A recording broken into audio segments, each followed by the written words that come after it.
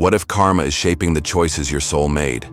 Family, friends, love, career, triumphs, struggles, heartbreaks. Karma doesn't forget. It brings back exactly what your soul asked to understand, and that's why nothing in your life is random. Traditions, like Hermeticism, Hinduism, and Buddhist mysticism all agree. Before you were born, your soul participated in every choice, guided by karma and free will. You picked the lessons, the people, even the pain, not to suffer, but to evolve. You didn't just pick a life. You picked the exact fire that would forge your light. Karma isn't a sentence, it's a pattern. And once you recognize it, you can rewrite it. You're not here to be punished. You're here to awaken. And if some part of you is still holding pain, guilt, or confusion, let this video be the moment that frees you from carrying it alone. Tap like if you want to keep walking this path with me. You didn't come here to break. You came to remember. And what you're about to hear might finally explain everything you've felt but never understood.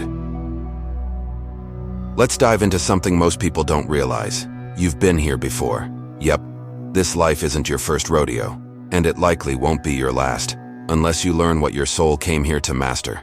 Reincarnation isn't punishment. It's a pattern, a loop, a sacred school.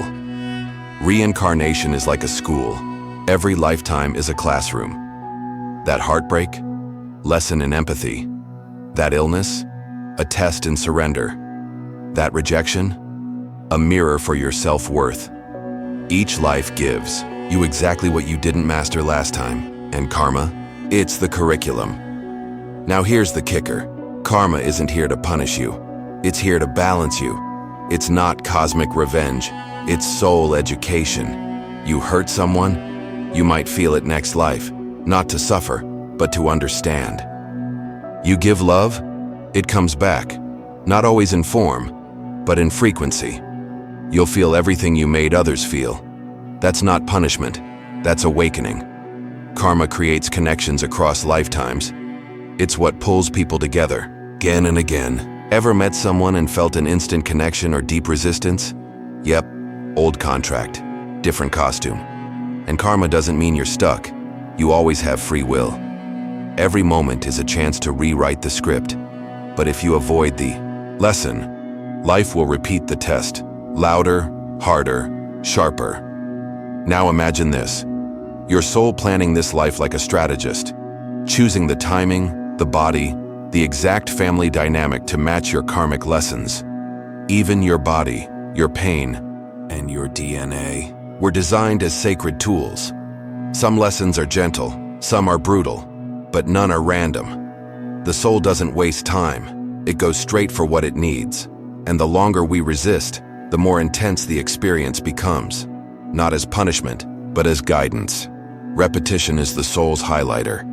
Pain only imprisons you when you refuse to listen. Karma isn't static, it evolves with you. And here's the good news. Once you become aware of a pattern, you've already started to dissolve it. Awareness is alchemy. Choice is liberation. Reincarnation is the long game. It's life as a spiral, returning to the same themes but each time from a higher angle. Some souls master their lessons quickly. Others take lifetimes. Both are valid. No soul is behind, just on a different rung of the spiral. But what happens when we finally start breaking the patterns and choosing with consciousness instead of reaction? Hold on, because the process of your first incarnation is more mind-blowing than you think. So, what really happens before your soul takes its very first breath on Earth? Brace yourself, because this isn't just poetic, it's precise. Picture your soul standing before a council of ancient beings, reviewing hundreds of paths your life could take. And then, you choose. Not just your name or birthday, but your family, your biggest heartbreak, even your physical challenges, your soulmate, your trauma, even your genetic flaws, all part of a silent pact made between worlds. You chose it all, for a reason your human self is still remembering. Why would anyone choose pain? Because some lessons can't be learned in comfort.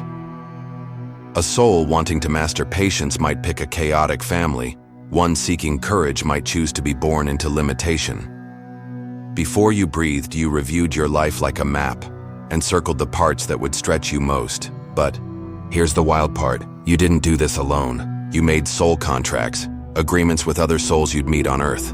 Lovers, rivals, mentors, even those who'd betray you. All playing roles in your evolution. The people who hurt you most may have once loved you most and agreed to play the villain. Your body? Custom built for the journey. Soul chooses your gender, your voice, your biology as tools, not labels. Even your challenges, like a chronic illness or a mental block, might be exactly what your soul needed to unlock its strength. Your body was not a mistake. It was a key. Think about that moment in your life that broke you, and now realize it was planned, not to crush you, but to awaken you. Now let me ask you, if your greatest pain was actually your greatest agreement, how does that change the way you see your life? Drop it in the comments. I really want to know what this unlocked in you.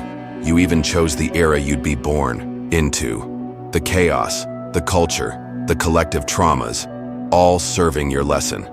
Your soul didn't flinch. It said, "Drop me in, I'm ready." That's how fierce you are. That's how powerful your mission is. Nothing, not even your birth date, which was accidental. It was all part of a divine design with one goal: help you remember who you truly are, even when the world tries to make you forget. The pain you carry might be the promise you made to yourself before arriving here. And when a soul enters Earth for the very first time, it's like diving into deep water after only knowing air. Everything is heavy, dualistic, intense, but that's where growth begins. And there's one guide that never leaves your side even when the world goes silent. Ever felt like you just knew something, without logic, without proof? Just this quiet certainty in your gut? Guess what? That's not just a hunch. That's your soul whispering through the noise. And most times, it's not whispering alone. From the moment you incarnate, you're never really alone. There are spiritual guides, beings of light, higher consciousness, who walk beside you step by step. They don't shout. They don't interfere. But they're always there, watching, guiding, protecting. Even in your darkest silence, you're never walking alone. These guides speak through intuition, dreams, sudden insights, those goosebumps you can't explain. That "I should call this person" moment, that time you turned left instead of right. It wasn't random, but here's the plot twist. They won't force your hand. You've got free will, baby. You can choose to ignore them. And most do, not because they're lost, but because the noise of the world drowns the sacred frequency of the soul. The soul forgets, but the signals remain. That dream you can't shake off, it might be a reminder of what your soul already knows. Our guides often come through symbols, numbers, feathers, repeated names. But the most direct route? Intuition. The purest GPS you'll ever have. And it gets louder the more you listen. Still think it's all coincidence? Think of a moment when something told you to pause, or move, or say, no. Then you found out why later. That's guidance. That's your team beyond the veil. They whisper not to command, but to remind you of your own power. And the deeper you reconnect with your intuition, the more you return to your original blueprint, the one you chose before birth. Because truth be told, most of your pain came from ignoring that voice, not from life itself. The soul doesn't suffer in silence. It screams through your emotions. You don't have to be psychic to hear your guides. You just need to slow down enough to notice, to feel, to remember. And when you do, even your loneliest moments become sacred. Want to know how your soul chose every detail of this journey? Click the card now. So how do you start listening again? Simple. Trust the nudges. Pay attention to the whispers. Journal your dreams. Breathe when everything says panic. That's how the voice comes back. Not loud, but unmistakably clear. And the more you follow that voice, the closer you get to your next awakening. Because what happens after death is not the end. It's where the soul's greatest remembering begins. Okay, so what really happens when you die? Like, the moment your heart stops, is it over? Not even close. It's actually where your soul wakes up. You shift out of the body and into the space between lives. A realm of total awareness. No fear, no ego, just truth. There you don't meet judgment. You meet clarity. You're shown the life you just lived, like a 360-degree replay. But you don't just watch it. You feel it. Every word you spoke, every thought you had, every emotion you caused, you feel all of it from the other side. You'll feel everything you made others feel, not as punishment, but as remembrance. This is the life review. It's raw, it's revealing, but it's also loving. It's where the soul reflects and goes, okay, what did I learn? And where did I fall asleep? It's soul school, not spiritual prison. Then comes the recalibration. What lessons remain? What soul contracts need closure? Karma isn't keeping score. It's helping you align. The pain you caused, you might choose to experience it, not to suffer, but to understand. And just like before your last incarnation, you begin to plan again. Next body, next challenge, next group of souls. It's like casting a movie where everyone's role is chosen for soul growth. You might even choose to meet the same souls in new roles. Wild, right? The ones you can't forgive in this life might be your greatest teachers in the next.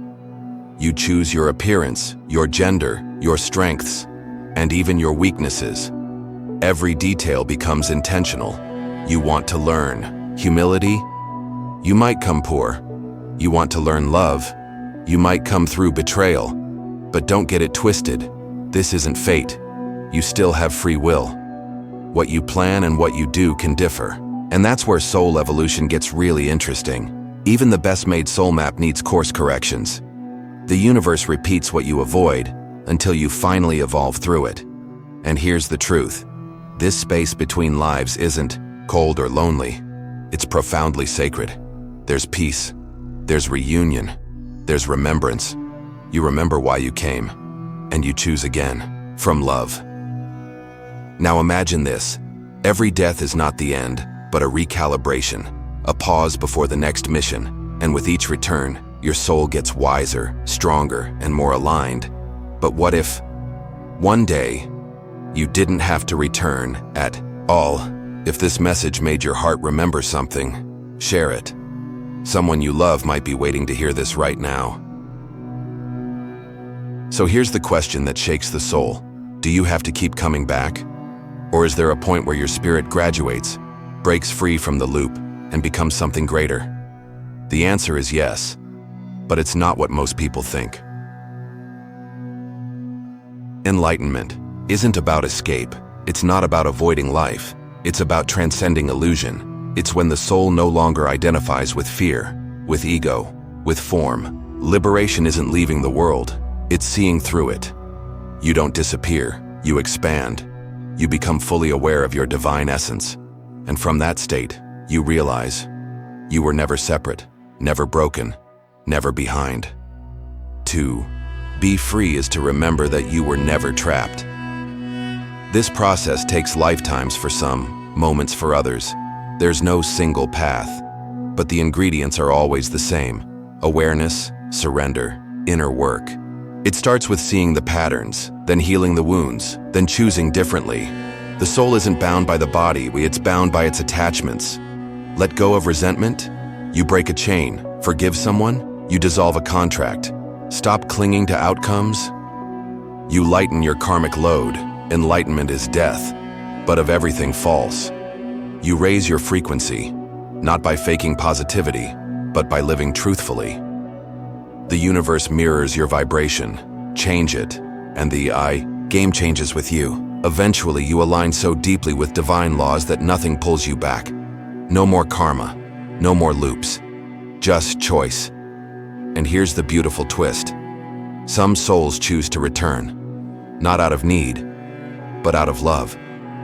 Some come back not because they have to, but because they've become light enough to guide others home. These are the bodhisattvas, the avatars, the healers who walk beside us and remind us what's possible. Their presence feels like peace. Their words awaken something ancient in you. And guess what? That could be you. Not someday, but maybe sooner than you think. Because if you're hearing this message, chances are your soul is already tired of forgetting. You're closer than you know. And the next step isn't bigger effort, it's deeper remembering. But what happens after you finally awaken and begin to guide others too? There's one last piece to this journey, and it's not about you.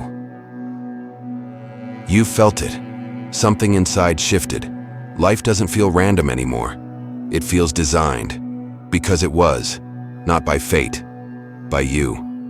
You're not a human trying to awaken. You're a soul trying to remember. Pain, love, silence, all spoke the same language. Growth. And now you're finally listening. You've walked lifetimes, chosen fire over ease, and still, you're here. Awake. That alone means you're closer to liberation than you think. Some souls awaken through peace, others through fire. Both are sacred. But awakening isn't the end. It's the beginning of service. You don't need titles, just presence, truth, and love. The most awakened souls are the ones who love the deepest and expect nothing back. So, what if you stopped hiding? What if your wounds stopped speaking louder than your soul's mission? There are people waiting for what only you carry. And maybe they've walked beside you for lifetimes. Some don't come back to learn. They come back to love. You didn't find this by chance. Your soul brought you here. This isn't about seeking answers. It's about becoming them. Close your eyes. Ask yourself, what am I ready to remember now? If this lit something in you, subscribe. You've just begun. Now watch what happens after the soul chooses. Your next awakening is waiting in the next video.